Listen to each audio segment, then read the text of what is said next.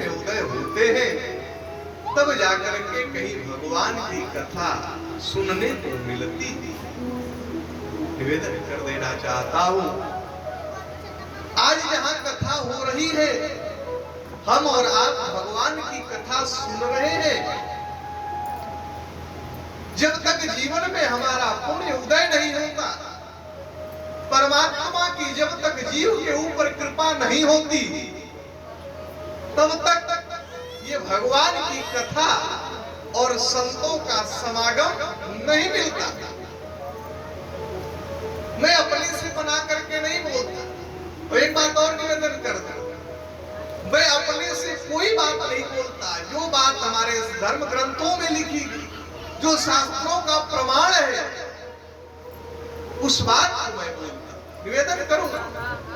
जब तक हमारे ऊपर परमात्मा की कृपा नहीं होगी, करुणा नहीं होगी, तब तक हमारे आपके जीवन में संत का दर्शन नहीं हो सकता, तब तक भगवान की कथा नहीं मिल सकती। इसी बात को विभीषण ने भी कहा कि अब मोहि भरोसा हनुमंता, बिनु हरि कृपा मिलहि नहीं संता। अब मोहा भरोसा हनुमंता, बिनु हरि कृपा मिले नहीं संता। तो जब तक हमारे और आपके ऊपर परमात्मा की कृपा नहीं होगी, तब तक संतों का दर्शन नहीं हो पाएगा। निवेदन करूंगा, इसलिए जब तक कृपा नहीं होगी, यह संभव नहीं हो सकता। ऐसे जो जिन्होंने ये संकल्प लिया, आज भगवान की कथा हो रही है, ऐसे परम आदरणीय, परम सम्माननीय पंडित श्री राधे श्याम शर्मा जी एवं उनका पूरा परिवार, क्योंकि हम धर्म मंच पे बैठे हैं, निवेदन करो, पूरा परिवार खूब सेवा कर रहा है, बड़े श्रद्धा के साथ भगवान की कथा सुन रहे हैं। बड़ा आनंद आ रहा है आप लोगों को देख करके, और मैं इस धर्म मंच से प्रार्थना कर रहा हूं कि आपका परिवार ऐसे ही प्रसन्न रहे, आनंदित रहे, और आप सभी लोग ऐसे ही आगे बढ़ते रहे। यही मैं इस धर्म मंच से मंगल प्रार्थना करता हूं। निवेदन करूं, श्रीमद् भागवत महापुराण ज्ञान यज्ञ के आचार्य पद पर प्रतिष्ठित परम पवित्र धाम काशी से पधारे हुए हमने निवेदन भी किया, हमारी जो काशी है ना, दुनिया में लोग जीने के लिए कहीं चले जाएं, लेकिन काशी में लोग मरने के लिए जाएं। यदि कहीं हमारी मृत्यु काशी में हो जाए तो हमारा परम सौभाग्य हो। ऐसे परम पवित्र धाम काशी से पधारे हुए पंडित श्री उमाकांत तिवारी जी, आपका भी मैं इस धर्म मंच से हार्दिक अभिनंदन वंदन कर रहा हूं। और बात यंत्र पर संगत कर रहे हमारे भैया, यद्यपि हमें गाने नहीं आता, लेकिन ये लोग बजा लेते हैं, क्या करें। अच्छा, एक जगह हम कथा करने गए ना, तो एक लड़का था, उसने पूछा, पंडित जी आपको संगीत प्यारा नहीं है क्या? हमने कहा, अरे यार संगीत क्यों नहीं प्यारा?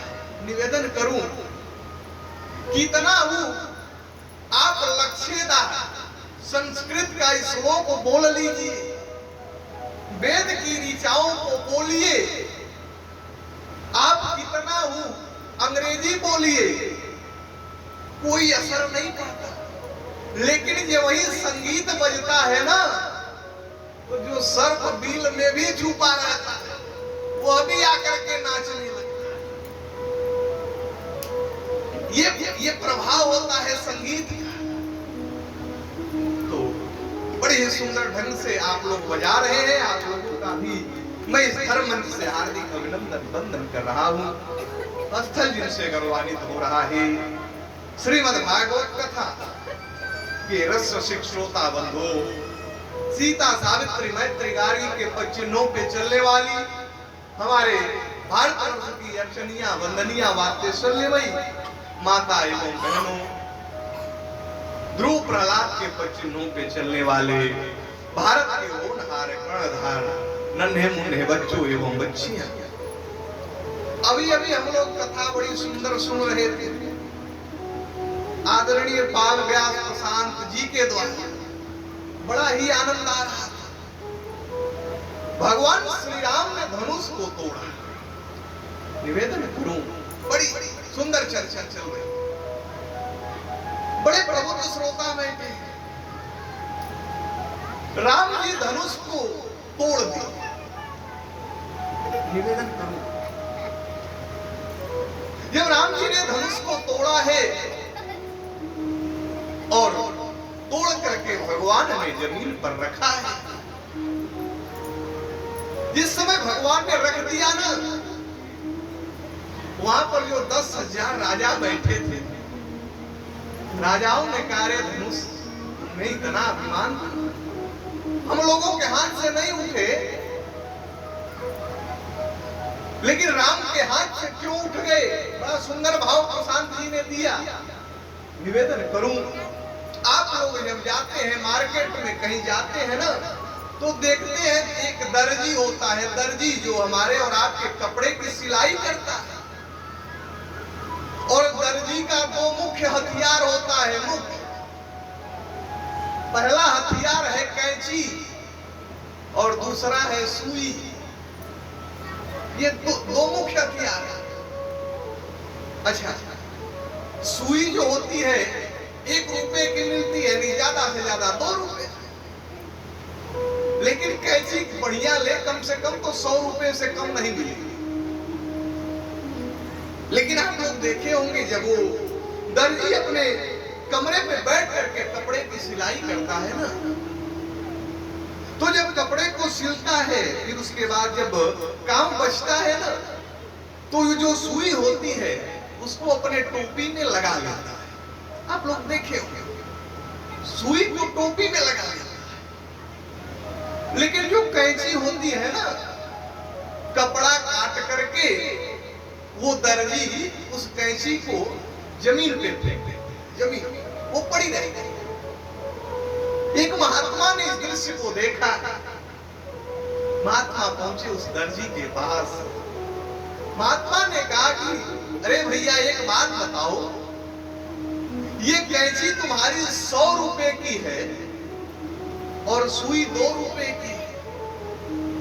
100 रुपए की कैंची को तुम जमीन पे रख रहे हो और 2 रुपए की सुई को अपने मस्तक पे रख रहे हो, बात क्या है? उस समय उस दर्जी ने इतना सुंदर उत्तर दिया। दर्जी ने कहा महाराज जी आप बात ठीक कह रहे हो, ये कैंची 100 को मिलती है, सुई भले 2 रुपए की ही मिलती है, लेकिन महाराज जी ये जो कैंची है ना, ये आपस में जुड़े कपड़े को काटने का काम करती है, और ये जो सुई है ये जोड़ने का काम करती है। तो समाज में जो जोड़ने का काम करता है वो समाज के मस्तक पर रहता है, और जो समाज में तोड़ने का काम करता है उसे समाज ऐसे ही पैरों के नीचे कुचल देता है। इसलिए आप समाज में जोड़ने का काम करो। यदि 2 परिवार टूट रहे हो ना, तो उसे मिलाने का काम करो। लेकिन आज समय बिगड़ गया। आज के समय में उठाने का काम या तो परमात्मा करता है, नहीं तो महात्मा करता है, और दूसरा कोई उठाने का काम नहीं करता। आज भगवान श्री राम ने जब धनुष को तोड़ा है, राजाओं ने धनुष से प्रश्न किया है कि ये धनुष तुम हमारे हाथ से नहीं उठे, लेकिन राम के हाथ से क्यों उठ गए? धनुष ने बड़ा सुंदर जवाब दिया। धनुष ने कहा कि राजाओं कान खोल करके सुन लो, जो श्री राम के हाथ से नहीं उठेगा तो फिर वो दुनिया में किसके हाथ से उठेगा? धनुष ने कहा राजाओं से कि उठना है तो श्री राम के हाथ से उठो। फिर राजाओं ने कहा कि ठीक है, मान लिए कि तुम उठ गए, लेकिन राम ने भी तुम्हें तोड़ ही न दिया, राम ने रखा नहीं ना। उस समय धनुष ने कहा राजाओं, यदि उठना है तो राम के हाथ से उठो, और यदि टूटना है तो श्री राम के हाथ से टूट जाओ, जीवन सार्थक हो जाए। फिर राजाओं ने कहा राम ने तोड़ करके फेंक ही न दिया, तुम्हें फेंक ही न दिए राम। उस समय धनुष ने कहा राजाओं, अपने आप को टूट जाओ। यदि आपस में लोग जुड़ पा रहे हों, जुड़ जाते हों, घर परिवार में भी अपने से को झुकने से यदि परिवार आगे बढ़ रहा हो तो झुक जाने में ही भलाई है। परिवार में भी इस बात का सदैव ध्यान रखना चाहिए कि हमारे झुकने से यदि हमारा परिवार संगठित हो रहा है तो झुक जाना ही ठीक है। धनुष ने कहा कि मैं भले टूट गया, झुक गया, गिर गया, लेकिन हमने आपस में कई लोगों को जोड़ दिया। उस समय राजाओं ने कहा धनुष तुमने किसको जोड़ दिया? धनुष ने कहा राजाओं कान खोल करके सुन लो, यदि मैं टूटा न होता तो राम सीता को जोड़ा न होता, अगर मैं टूटा न होता तो भरत मांडवी को जोड़ा न होता, अगर मैं टूटा न होता तो लक्ष्मण उर्मिला को जोड़ा न होता, अगर मैं टूटा न होता तो शत्रुघ्न सुत कीर्ति को जोड़ा न होता, अगर मैं टूटा न होता तो जनक दशरथ को जोड़ा न होता, अगर मैं टूटा न होता तो जनकपुर अवधपुर को जोड़ा न होता, अगर मैं टूटा न होता तो कमला और सरयू को जोड़ा न होता, अगर मैं टूटा न होता तो माता और पिता को जोड़ा न होता। हम टूट गए भले, लेकिन आपस में हमने कई लोगों को जोड़ दिया। तो इस कथा का लबोलबाब सार तत्व यही है कि आप अपने आप को तोड़ दीजिए समाज में, लेकिन लोगों को इकट्ठा करिए। यही उत्तम विचार है। बड़ा सुंदर धनुष यज्ञ का प्रसंग चल रहा। निवेदन करूं, जब भी कहीं धनुष यज्ञ की कथा होती है तो एक बात सदैव याद आ जाती है। एक बार एक डिप्टी साहब पहुंच गए एक विद्यालय में।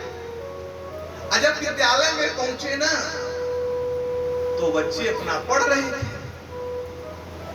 तो डिप्टी साहब जब विद्यालय पहुंचे और पहुंच करके वहां जो बच्चे पढ़ रहे थे उन बच्चों से उन्होंने प्रश्न किया। उन्होंने कहा कि एक बात बताओ, तुम लोग शंकर के धनुष को किसने तोड़ा? भगवान शंकर के धनुष को किसने तोड़ा? एक लड़का खड़ा हुआ, उसने कहा गुरुजी कल हम नहीं आए थे, हम कल पढ़ने ही नहीं आए थे, कहां से बताएं? डिप्टी साहब ने कहा है तब तक दूसरे तुम खड़ा हो, बताओ तुम ही बताओ। उसने कहा गुरुजी हम तो 5 दिन बाद आ रहे हैं, हमें क्या पता। डिप्टी साहब का भी माथा चकराने लगा, ये सब हो क्या रहा है। वही बगल में एक मास्टर साहब भी खड़ा थे। डिप्टी साहब ने पूछ दिया ये सब नहीं बता पा रहे, आप ही बताओ शंकर का धनुष किसने तोड़ा? जो मास्टर साहब थे उन्होंने कहा डिप्टी साहब छोड़िए धनुष कोई तोड़ दिया होगा, हम बनवा दें। डिप्टी साहब सोचे कि तो वो 20 निकल गए। तब तक बगल में प्रधानाचार्य जी खड़े थे। डिप्टी साहब ने उनसे पूछा, अच्छा आप ही बताओ, शंकर के धनुष को किसने तोड़ा? उस समय हमारे देश में परम श्रद्धेय अटल बिहारी वाजपेयी की सरकार थी। वाजपेयी जी प्रधानमंत्री थे। उस समय प्रिंसिपल साहब ने कहा, डिप्टी साहब हमें पता है शंकर के धनुष को अटल बिहारी वाजपेयी ने तोड़ा। डिप्टी साहब पे है ठीक। अब डिप्टी साहब पहुंचे वाजपेयी जी के सामने। वाजपेयी जी से जाकर के डिप्टी साहब ने कहा कि अटल जी हमें पता चला है कि आपने शंकर के धनुष को तोड़ा है। वाजपेयी जी ने कहा नहीं भैया ऐसा कुछ नहीं है, हमने ऐसा कुछ नहीं किया। नहीं नहीं सही सही आप बताइए, नहीं तो हम सीबीआई जांच कराएंगे। वाजपेयी जी ने कहा डिप्टी साहब सुनिए, 100 सीबीआई एक तरफ और जो मैं कह रहा हूं उसको आप सुनिए। डिप्टी साहब ने कहा बताइए। अटल जी ने कहा कि अरे जिसने शंकर का धनुष तोड़ा उसका तो विवाह हो गया। यदि हम शंकर की धनुष तोड़े होते तो आज तक कुआरा थोड़ी घूमते, क्योंकि जिसने शंकर के धनुष को तोड़ा उसका तो विवाह हो गया। कि टूटत ही धनु अभयहु विवाहु। तो बड़ा सुंदर आनंद आ रहा था, बड़ी ही दिव्यतम चर्चा चल रही थी। आइए 2-4 बार परमात्मा के पावन नाम का संकीर्तन किया जाए। तत्पश्चात आज भगवान के पावन जन्म की कथा वो सुनेंगे, लेकिन उसके पहले मधुर मधुर ताली बजाते हुए आइए परमात्मा के पावन नाम का संकीर्तन। हो राधा